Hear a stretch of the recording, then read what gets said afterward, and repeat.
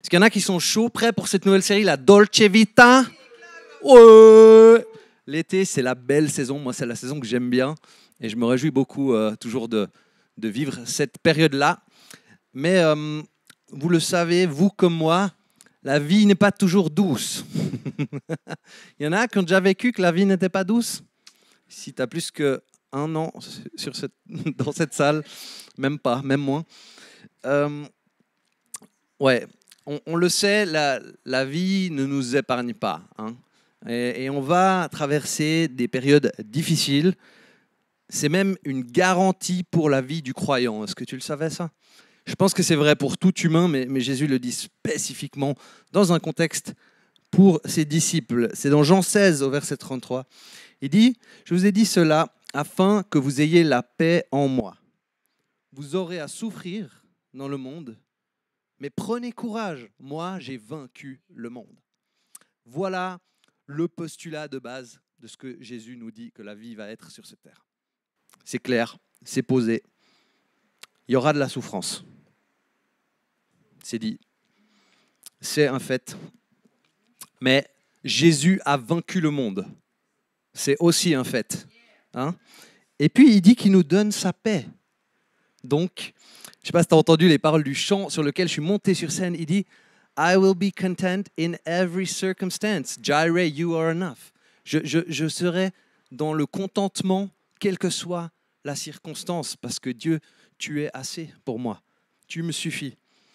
Et voilà un petit peu déjà la perspective de base dans laquelle on se lance dans ce message et dans les questions de la vie, avec la question du coup, quand on affronte les difficultés, comment le faire et en sortir vainqueur, en sortir gagnant, comment le faire et garder la paix. C'est un petit peu ça qui nous intéresse dans la vie. Et bien sûr, tu le sais aussi, tu ne peux pas juste enlever les difficultés de certaines situations. Hein? On aimerait bien. Des fois, on veut régler ce problème immédiatement. Je veux qu'il parte. Je veux que ce soit fini demain. Puis en fait, peut-être que tu en as pour encore 3 mois, 3 ans, 30 ans. Ça dépend tout de la situation, ça dépend de ce que c'est. Et tu ne peux pas enlever cette difficulté, mais comme dit toujours Dave Ramsey avec sa chaîne de finance chrétienne, dit « Control the controllables ». Il y a des choses que tu peux influencer, que tu peux contrôler. Et c'est la question, comment est-ce que tu vas les traverser? Comment tu vas vivre ça? Ça, tu peux le choisir. Quelle va être ta disposition, ton mindset, ta mentalité, ton attitude? Et souvent, quand ça ne va pas, on veut trouver un responsable. Tout ne va pas, mais c'est parce que c'est à cause de, et ça peut être Dieu, les gens, les leaders, le pasteur, soi-même. Hein, des fois, on est bon pour s'accuser aussi, soi-même. Et l'humilité, ce n'est pas de trouver un bouc émissaire à part Jésus. Hein, c'est de là que vient l'expression. Jésus est notre bouc émissaire. Il a accepté d'avoir ce rôle-là pour nous. Mais sinon, à part lui, on ne cherche pas un bouc émissaire. C'est un terme qui vient de l'Exode, si jamais. Hein. Vraiment, il y a un bouc qui sortait du camp et tout. C'est hyper intéressant.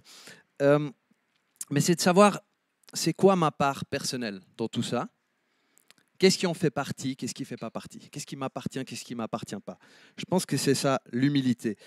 Et ensuite, dans un deuxième temps, c'est de recevoir la consolation de Jésus, ce qu'il nous offre. Garder une attitude de reconnaissance, une culture de l'honneur, se remettre en question avant de dénoncer, aussi de ne pas accepter certaines choses et poser des limites, ça fait aussi partie. Et ce n'est pas évident en fait, ça fait beaucoup de paramètres à gérer un peu. Et il y a un curseur qu'on doit ajuster régulièrement, affiner. C'est quelque chose de précis pour viser juste et aussi le faire dans la grâce de Jésus. Donc notre attitude, c'est un game changer et c'est ce que nous a dit le célèbre apôtre Pierre quand il a dit la phrase suivante. « Humiliez-vous donc sous la main puissante de Dieu afin qu'il vous élève au moment voulu.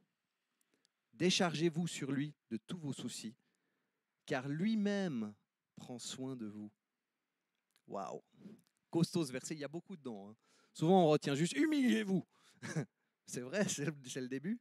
C'est clair. Mais c'est intéressant, c'est de voir que déjà, cet abaissement, il se fait sous la main de Dieu. Et des fois, ce n'est pas juste nos circonstances. Des fois, c'est Dieu, avec sa main, qui presse. Sacrée pression. Et moi, je crois que c'est dans ce moment-là, que nous dit ce passage, que se forge l'humilité. C'est dans la difficulté, c'est sous la pression.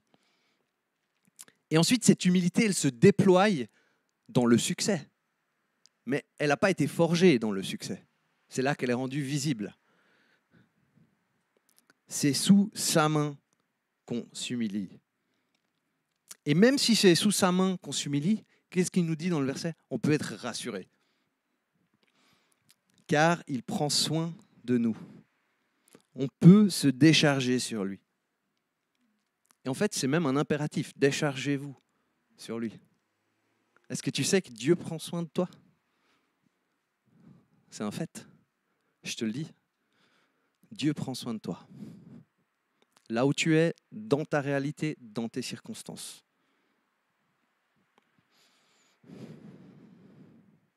Décharge-toi sur lui. Et ne cherche du coup pas à réaliser les choses par toi-même. Parce que c'est Dieu qui abaisse. Et c'est aussi lui ensuite qui élève, au temps voulu. Et ça, c'est une clé hallucinante pour nous dans les difficultés de la vie, de comprendre cette réalité spirituelle de Dieu avec nous dans le parcours. Et donc, ce que ça veut dire, c'est que Dieu est le presseur de citron. Pas Dieu est l'oppresseur. Il y en a qui voudraient bien dire ça aujourd'hui, mais ce n'est pas le cas. Mais Dieu est le presseur. C'est lui, celui qui presse. Et il y a aussi une clé, du coup, quand on traverse les difficultés de la vie, les moments de pression, etc. Et c'est celle de se soumettre aux autorités autour de nous. Parce qu'elles sont là pour nous, en fait.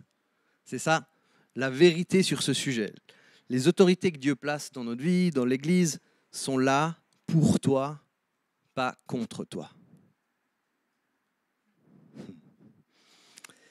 Et se soumettre aux autorités, ça ne veut pas dire laisser faire les abus. Okay? Donc, on va essayer d'être fin aujourd'hui dans notre compréhension des choses et puis on va vraiment élaborer sur qu'est-ce que ça veut dire, à quoi ça ressemble vraiment, quelque chose de healthy, de vraiment sain dans ces échanges-là, ces rôles-là et comment ça se vit. Mais commençons avec la Bible. Elle nous donne des indices, des informations vraiment précieuses. Hébreux 13, 17, il dit « Obéissez à ceux qui vous dirigent et soyez leur soumis. Ils veillent sur vous, sachant qu'ils auront des comptes à rendre. Qu'ils puissent le faire non pas en soupirant, ce qui ne serait pas à votre avantage, mais avec joie. » L'auteur de l'Épître aux Hébreux, hein, il envoie toujours du costaud.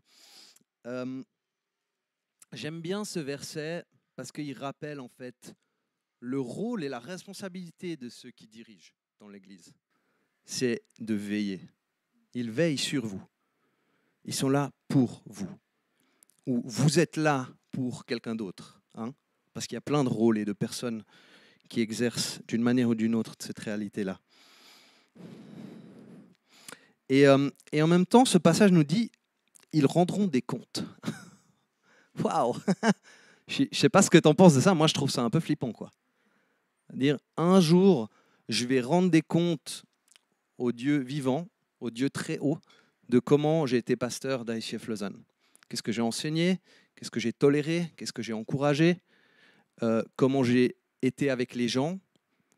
Comment j'ai vécu les relations? La vision que j'ai donnée, la stratégie, je vais rendre des comptes. Merci Seigneur pour ta grâce. Wow, amazing. Et toi, peut-être, tu as un rôle de responsabilité aussi dans l'Église. Ça peut être une équipe, ça peut être un connect, il y a plein de versions. On va rendre des comptes, ok? Et je ne crois pas que ça doit nous effrayer d'avoir du leadership ou des responsabilités, mais ça doit nous amener à prendre ça au sérieux et à vraiment être radical dans notre démarche avec tout ça. Et alors, mon prochain point, parce que ce qui se passe, c'est que quand il y a de la pression et des difficultés, il y a le presse citron, et puis on est là, puis le citron il fait Ouah. Hop là, tac. Oh, on va faire ça par là. J'ai eu le réflexe. Tac. Tchac. On fait un peu d'ordre. Hop. Voilà, on est là dans le presse citron, puis le citron, Ouah. il est tout le temps en train de se faire la malle. Et ce que j'ai envie de te dire, c'est humain, on le fait tous, on essaie de sortir, on essaie de fuir nos situations. Mais ce que j'ai envie de te dire aujourd'hui, c'est reste dans le presse citron. C'est ça qui dit ce verset. Abaissez-vous sous la main puissante de Dieu. Ça veut dire ça. Reste, même quand c'est dur. Là où Dieu te pose, te place. Et il y a quelqu'un dans l'histoire de la Bible qui a fait ça merveilleusement bien. C'est le roi d'Israël, roi David, à une époque où il vivait des choses pas du tout faciles. Il savait qu'il était loin pour devenir roi, qu'il serait le successeur de Saül. Saül, qui voulait protéger son titre et son royaume, le poursuivait et essayait de le tuer. Si tu veux parler d'abus spirituel, là, je crois qu'on est dans la forme la plus radicale qu'on puisse trouver. Il essaye de mettre fin à sa vie. Et c'est vraiment, vraiment intéressant dans ce passage de voir comment David vit cette question. Alors qu'il est victime de quelque chose d'extrêmement du pire, en fait. Et de voir comment il a une juste mesure dans sa manière de gérer cette situation. À quoi il est prêt? Qu'est-ce qu'il dénonce? Il y a de l'enjeu et il y a de la finesse dans une situation comme ça. Vous allez voir qu'on peut beaucoup apprendre de comment David vit cette situation. Et je te propose du coup une lecture de 10 versets. C'est assez long, mais c'est très facile à écouter. C'est une petite narration de cette histoire. Et le texte parle déjà beaucoup en lui-même. Alors on est dans 1 Samuel 24, versets 3 à 13. Saül prit 3000 hommes d'élite sur tout Israël. C'est pas juste Saül qui essaie de le tuer. Saül et 3000 hommes. Je sais pas d'élite. Tu as déjà été pourchassé par 3000 hommes d'élite? C'est genre, c'est les Navy Seals américains, mais tu en as 3000. Des snipers, tout ce que tu veux. C'est genre l'angoisse. Alors, voilà. Il alla chercher David et ses hommes jusque du côté des rochers des Bouquetins. Il arriva vers des parcs à petit bétail qui étaient près du chemin. Il y avait là une grotte. Saül y entra pour satisfaire un besoin naturel. Dans l'hébreu, c'est écrit pour couvrir ses pieds.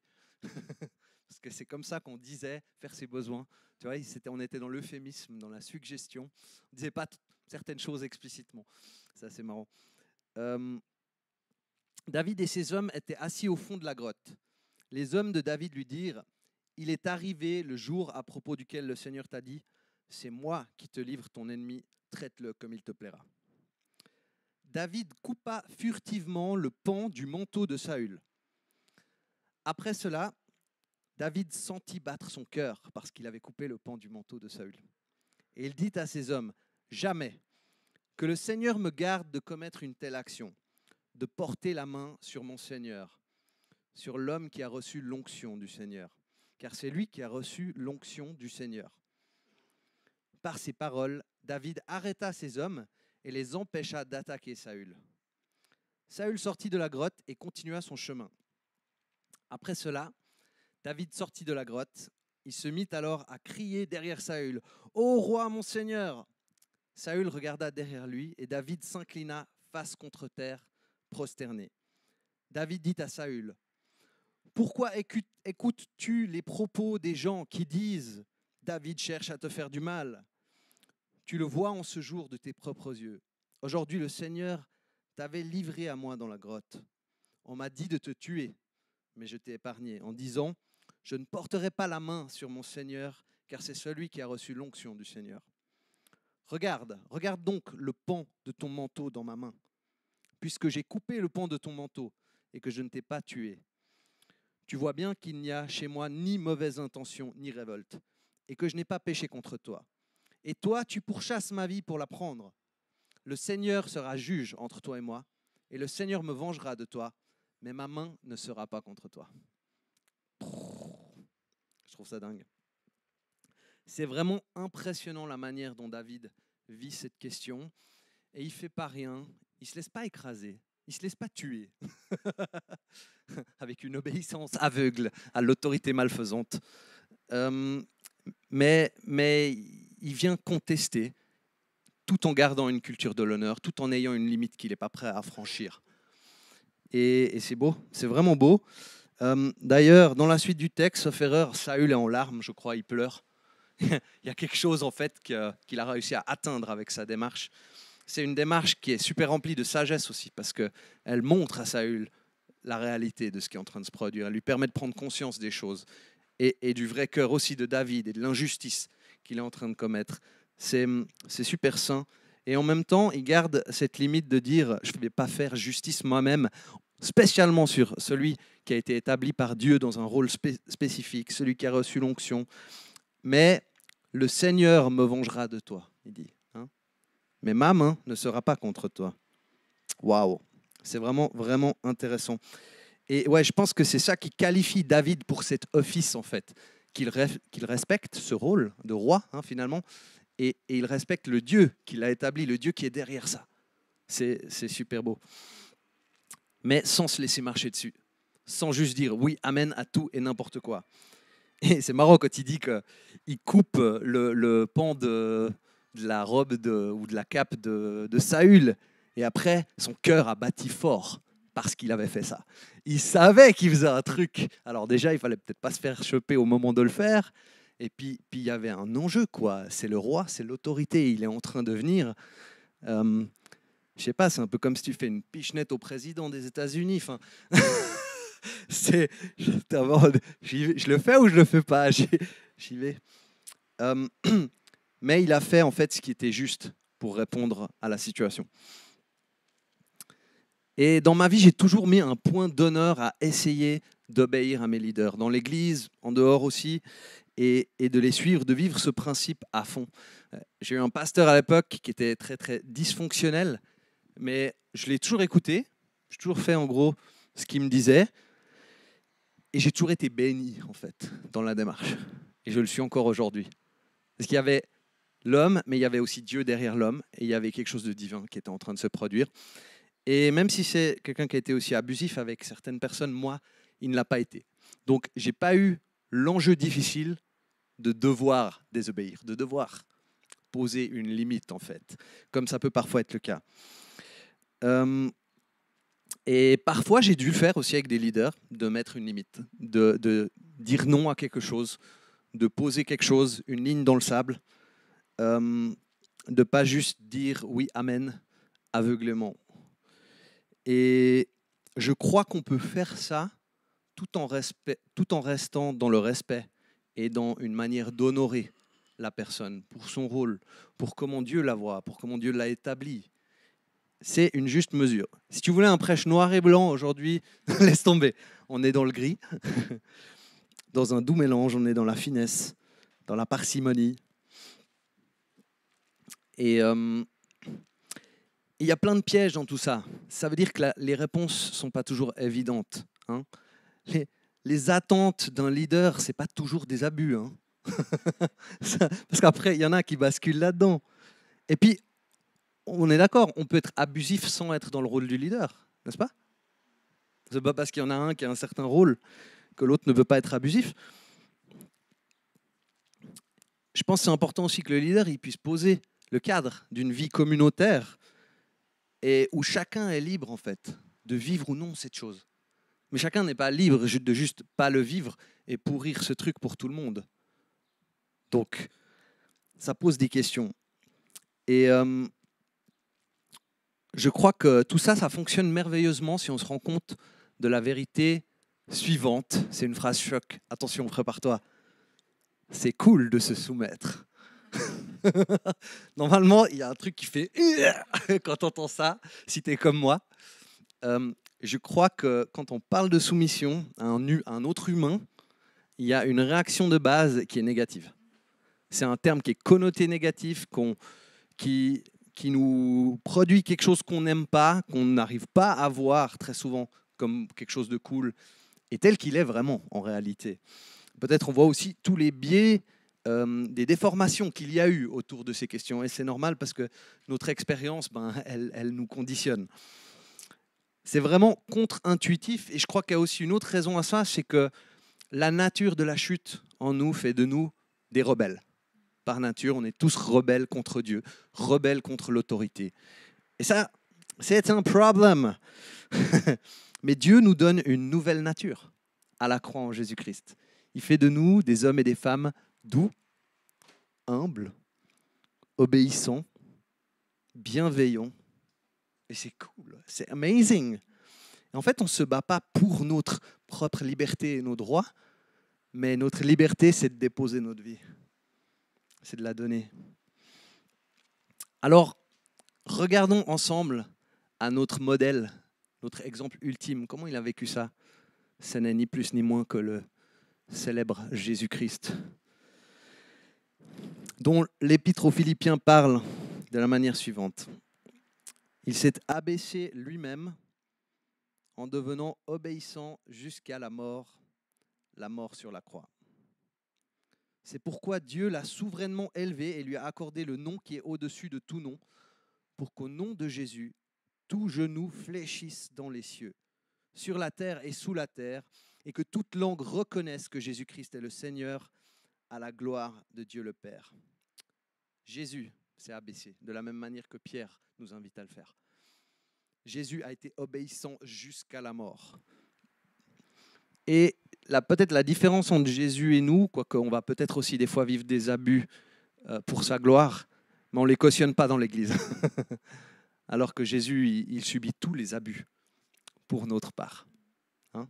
Et ça veut dire que tout ce que nous, on subit sur cette vie, on peut les mettre sur lui, à la croix. Et il y a une œuvre de restauration, de pardon, de renouvellement, de guérison qui vient au travers de tout ça. Il a donc été abaissé, obéissant jusqu'à la mort. Mais la suite de l'histoire, c'est que ça a valu tellement la peine, non?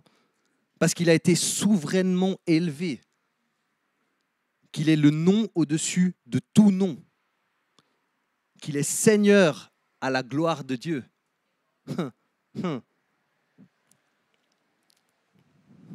Nous, on s'arrête toujours sur la partie mais après, c'est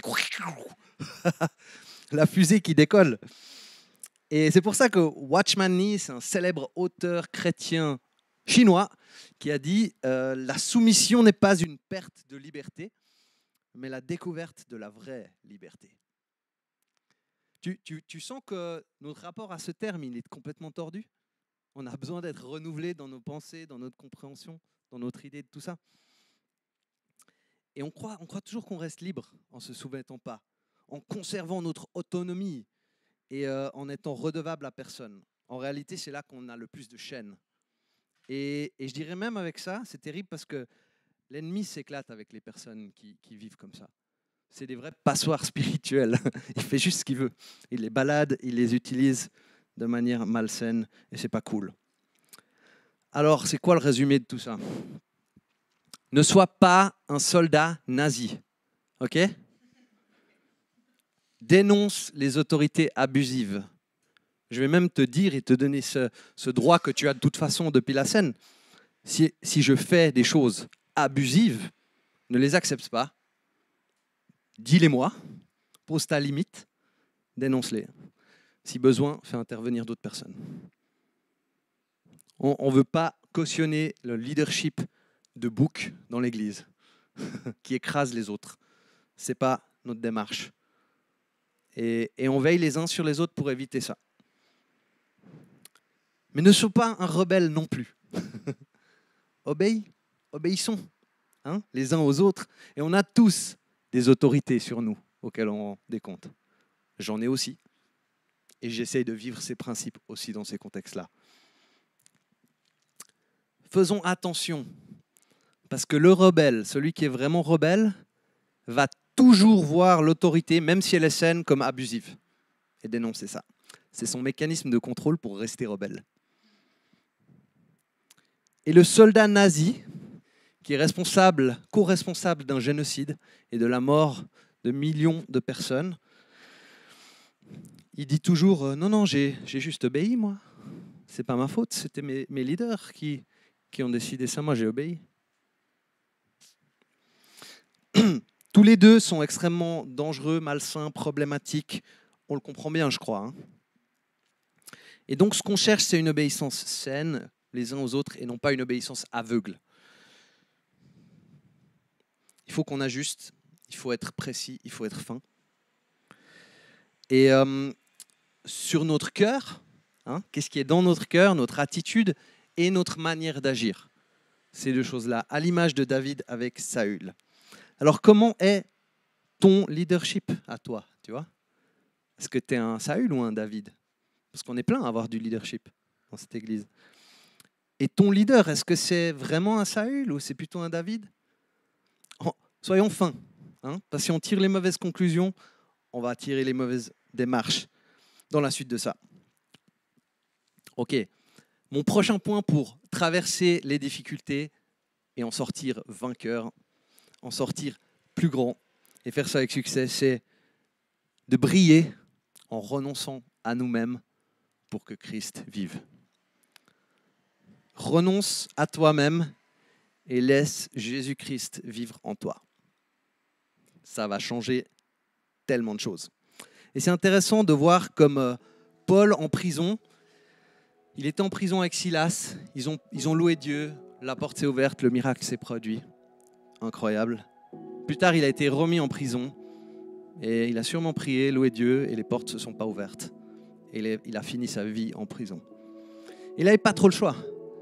Mais il aurait aussi pu dire, tant pis, ce ministère d'annoncer Jésus-Christ à toutes les nations, c'est bon, Dieu m'a abandonné, il ne fait plus le miracle, j'arrête. Et non, il n'a pas fait ça. Au lieu de ça, il a écrit. Il a écrit des lettres, il a écrit à l'église, il a vécu le ministère là où il était, dans sa prison. Et qu'est-ce que ça a donné? Il nous a offert le Nouveau Testament. Et c'est dans l'endroit où il a probablement eu l'impression qu'il pouvait briller le moins possible qu'il a eu le plus grand impact et qu'il a brillé le plus possible finalement. Et donc c'est ça notre appel.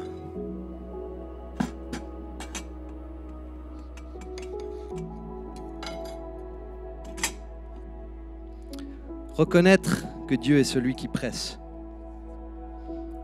Rester dans le presse-citron. Et si on fait ça et on va jusqu'au bout, comme Paul de son ministère, hop là. Je ne suis pas Dieu, hein, mais c'est juste pour l'image. Oula, ça bouge ce truc. Jack. Ça nous donne un bon jus de citron. Hein? Des fois, il a besoin d'être pressé dans plusieurs directions différentes pour en sortir bien tout le jus. Ah, pourquoi il a dit ça? Tchac. Regardez l'autre pour après, ça fera peut-être plaisir à quelqu'un. Et donc, quand la vie te donne des citrons, fais des citronnades, des limonades.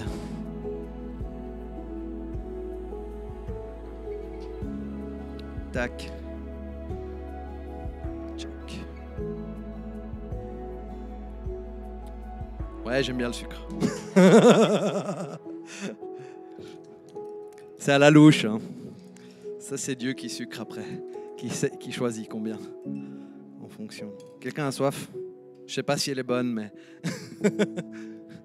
Non? Mariska, tu as pris la dernière. Quelqu'un d'autre? Ah, désolé. Il y a trop de sucre. Joël. Cheers. Enjoy. And when life gives you lemons, make lemonade.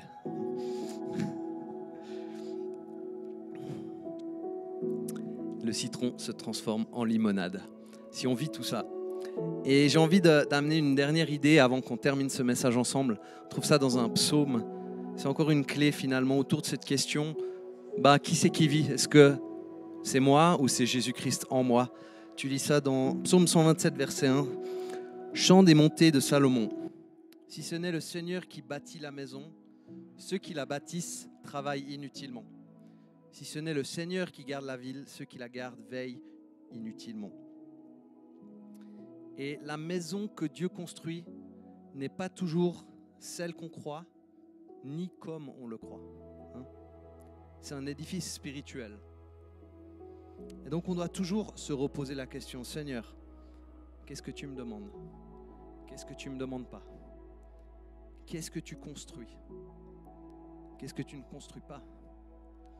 Et je crois qu'en faisant ça, on augmente notre alignement avec le plan de Jésus. Et c'est pour ça que j'ai envie de finir ce message avec un moment de prière où tu peux venir avec 2 questions devant Dieu. Cette question, qu'est-ce que je construis? Est-ce que c'est mon édifice ou est-ce que c'est celui de Jésus? Et la deuxième question, c'est où est-ce que c'est encore moi qui vis au lieu de Christ qui vit en moi? Et je te garantis que si tu poses cette question à Dieu, il va te le dire et que ça va te permettre de découvrir une plus grande liberté au travers de ça. Alors, tu es prêt à ce qu'on laisse un peu plus de place ce matin à Jésus-Christ qui vit en nous et de laisser un petit peu plus le vieux nous être crucifié à cette croix de Golgotha? Ouais? Cool. Alors, je t'invite, ferme les yeux, on va faire une petite prière ensemble et puis voir qu'est-ce que le Saint-Esprit a envie de faire avec toi, avec nous dans ce moment.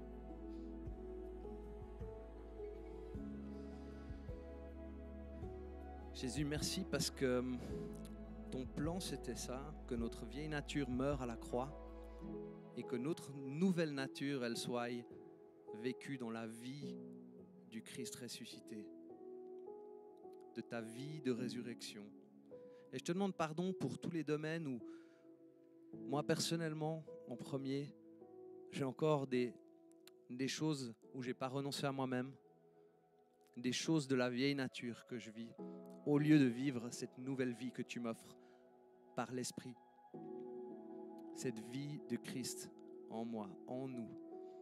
Alors qu'on se met devant toi, Seigneur, on dit, on veut construire ce que toi tu construis. Pardonne-nous là où on a fait autre chose. Et montre-nous, aide-nous à faire la différence. Et donne-nous la force de t'obéir. Même dans la pression, même quand c'est dur. En sachant qu'au temps voulu, c'est toi aussi qui nous élèveras. Comme tu l'as fait avec Jésus-Christ, ton Fils. Viens et parle à chacun, Seigneur. Montre-nous un domaine dans notre vie où c'est encore nous qui sommes aux commandes et qu'on n'a pas encore cédé la place à ta nouvelle vie en nous, ta vie de résurrection. Parle, Seigneur, on t'écoute.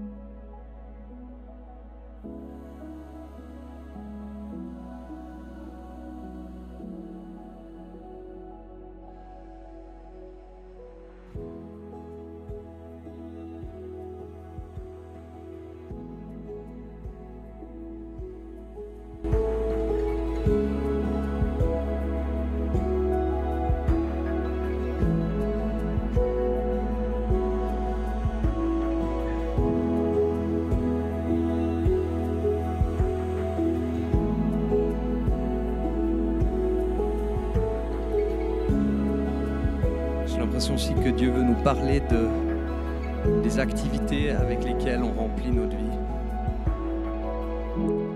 Et peut-être que pour toi, tu passes d'activité en activité. Et tu remplis ta vie et ton agenda avec plein de choses. Mais Dieu ne te les a pas demandées toutes.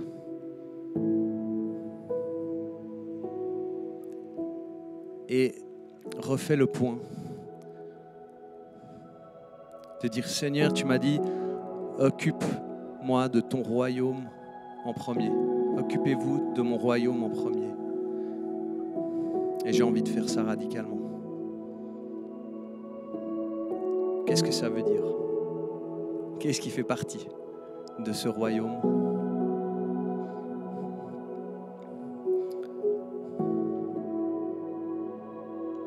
te remet le rôle et la place de chef, Jésus, pour décider de ce qu'on met dans nos vies et de ce qu'on n'y met pas. Et de te mettre à la première place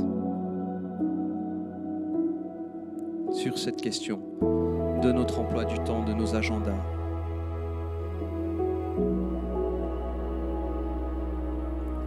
Merci parce que tu es bon et aimant et doux et humble de cœur, et tu es bon pour nous rediriger là où on dévie,